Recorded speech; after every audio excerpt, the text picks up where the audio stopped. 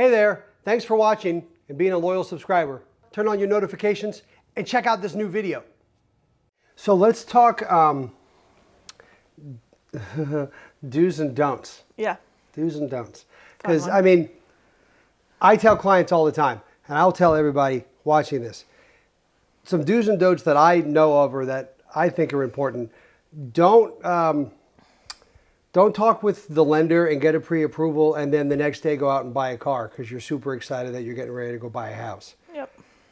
It may not be the best idea to jump ahead of yourself and pay off that one credit card without talking to them first so they can kind of map it out. There's a couple of don'ts, you know. Do's, get all your financial paperwork. It's so tedious. It's such a pain. But the check stubs, the bank statements, the W-2s, make sure you have those things because you're going to get asked for them. No stone is going to be left unturned. Yeah. Right? Yep. Whether you like it or not. But I mean, what are some do's and don'ts in your mind? Yeah. So one of my coworkers, my colleagues, she mentioned, she's like, we're kind of like the doctor. Like, just tell me everything. Don't hide, anything that's going on because we're going to find out eventually. So some other don'ts, I would say don't, this is a big one. A lot of people want to start buying furniture or things for their house and open up credit cards, before closing to get a discount. So, things like that, opening up any new debts or purchasing a car, call your lender first.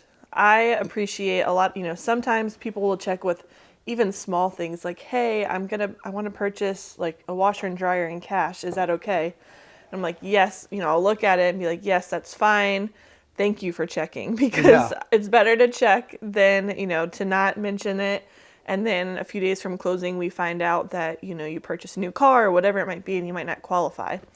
Another don't is don't change jobs or don't, tell without telling us. So if, it's in the works, say, hey, I think this is going to happen. I might, be switching companies. Let us know as soon as possible so we can run the numbers. We can get the documentation we need, to see if there's going to be any negatives. Okay. I'm trying to think what another do or don't is.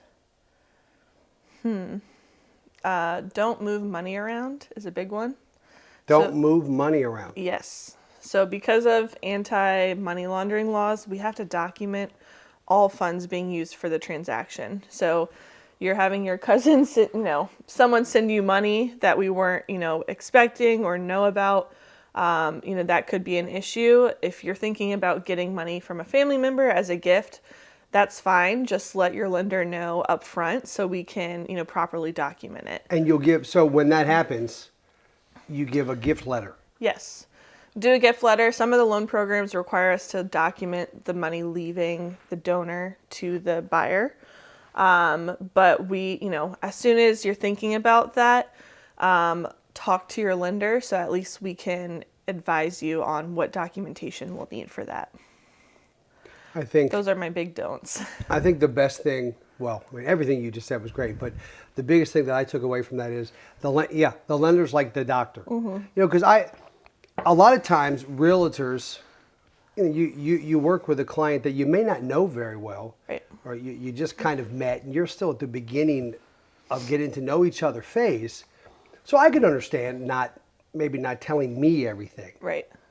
But when you go to talk to the lender, you tell them everything. Yeah. Because they're going to find out. Yeah. So just tell them ahead of time, right? It's better to find it up front or earlier in the process than later on and, someone say, oh, I didn't think that was a big deal. Might as well just mention it. We can figure out, if we need to document or if it's going to cause any issues. But what about do's and don'ts for the realtors? What about for us? What do you want us to do and not do? Oh. Is calling at midnight a problem? So write that down. I normally am asleep by like 10 o'clock most nights. Well, maybe right now. Right now. Probably in a month that'll change. Yeah. But I have in the past, I've responded, I wake up in the middle of the night and I'll respond to check my email and respond. And I've had an agent be like, "Do you sleep? You responded at 3 a.m." I was like, "I went back to sleep. I just had to Right. just check my phone for a minute." But I mean, what, from a lender's standpoint, what can we do to help you? Yeah, I don't know. I feel like, most of the lenders I work with, it's like a team. We're working together to help your client. So, having kind of that team, having each other's back and strategizing, I feel like is important, to strategize to help put the client in the best position. So talking on things like turn times, how quickly can we close, which you do, we talk about all the time. No, it's a good thing. But, putting that strategy together to help with an offer is, super helpful. Is there things that we do? See how I'm saying we? I'm going to keep it plural to keep myself out of this, but maybe that we shouldn't. Am I asking for updates too much? No. No? We got to keep everyone in the loop. I mean, that's what keeps people happy. So everything's great. Yeah. Well, I'm done. He's like, I get an A+. I don't know. I'm trying to think if there's any don'ts that agents do, but I don't know. I feel like, as a lender, we're thankful for the partnerships that we have. So we, like I mentioned, we try to do a good job because it's a reflection on you. If you're referring someone to the lender, we want to make sure we do a good job because that's a reflection on the agent. Yeah. So Is especially in this day and age between email and texting, is there a preference as far as best ways to communicate? I mean, you and I, yeah. if it's not a phone call, it's a text message. I don't even think I email you that often. Yeah. I feel like a lot of agents text just because you guys are always on the go and it's Yeah. just easy to shoot a text message, but whatever works. Everyone style's a little bit different and I'll answer whichever way I need to. The only one I don't like, I will say, is like Facebook message. I've had someone do that and I'm like, you have my phone number. Why are you messaging me? Like, I don't check this often. Right. Yes. I don't either. Yeah. I need to. That's the only one where I just don't understand. But I'm like, you have my phone number, you have my email, but it is what it is. I love it.